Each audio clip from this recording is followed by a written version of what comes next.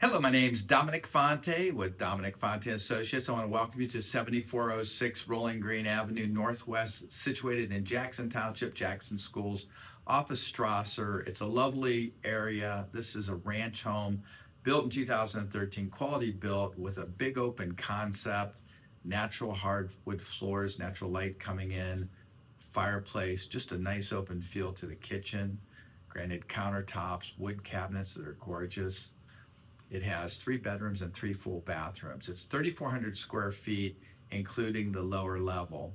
You also have a covered porch overlooking the meadow, beautiful landscape with sprinkles on the front and the side, devil strip.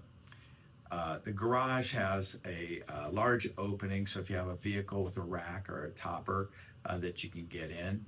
This location is great because it's on a cul-de-sac. You have a nice little pond in the corner. It's quiet, it's convenient, and it feels like you're out in the country, which is so nice. So when you look at some of these pictures, the minute you walk in the door, the exterior is maintenance-free vinyl with brick accents. It's a neutral color, barely lived in. It's a lovely, lovely home, quality built.